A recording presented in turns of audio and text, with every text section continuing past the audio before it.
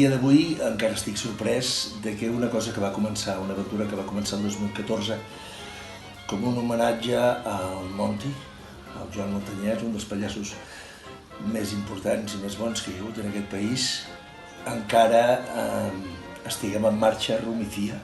T'espero amb impaciència. Amb qui que m'espera? Amb impaciència. Farem un trio! És una forma de parlar! Vale. Gran Reserva, com el seu nom vol indicar, és potser l'espectacle un greatest hits, o un dels millors moments, el qual predomina l'humor farcit de gag, un estil una mica cabaretero, amb un ritme bastant trepidant, però no exempt de mala llet, perquè els nostres números sempre tenen aquest quelcom. Hòstia! Mira! Ei, hòstia! És un autohomenatge que ens hem volgut fer nosaltres mateixos, una mica amb recopilacions dels altres 3 espectacles, però també amb números nous. Cada vegada que revisem un número, revisem un espectacle, sempre sorgeix una cosa nova i això fa que les coses siguin fresques.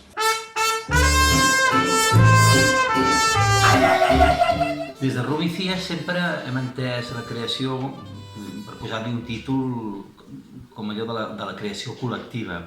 És a dir, com a col·lectiu que som i com la forma de treballar en què tothom hi aporta un alt grau personal, tant el que són les seves entitats de personatge com la pròpia dramaturgia, ja sigui d'un número o de tota l'obra estructural. Señoras y señores. Sempre també treballant amb un director i que porta potser la idea base o la idea inicial i a partir d'aquí desenvolupem moltes possibilitats, anem provant fins que trobem la que ens agrada.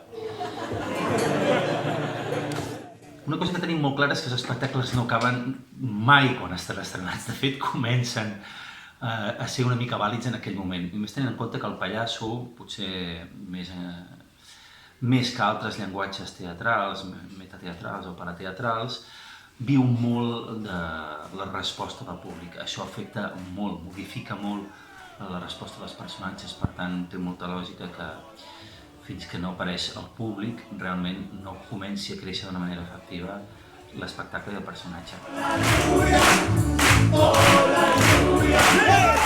Volem que els pallassos ocupessin els teatres, no que deixessin el carrer ni el circ, però sí establir el món del pallasso dins d'un altre àmbit i intentar d'aquesta manera pujar-lo de categoria. Senyoreta, Senyoreta! l'estimo. Sí que hem fet una evolució i un canvi en diversos espectacles en què, depèn del que hem volgut explicar, hem fet una investigació orientada cap a un camp o cap a un altre, entorn a la figura del pallasso contemporani, amb el que opina la gent, aquest mig camí entre el documental i l'obra de teatre. També des de la investigació en què són els límits propis del llenguatge.